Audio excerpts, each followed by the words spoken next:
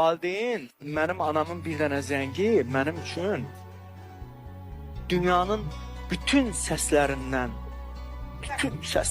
qiymətlidir. Bir kəlməsi. Niyə?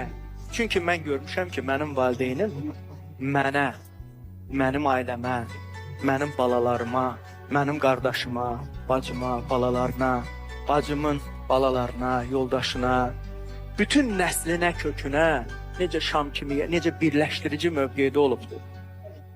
Birimizin səhvi olanda onu heç vaxt heç kimin yanında deməz. Şəkər ağbirçəklik eləyər. Zəng vurar ki, bala, bunu səhv dedim, bunu düz demədin, burasını düz eləmədin, burasında səhv danışdın, belə olmaz.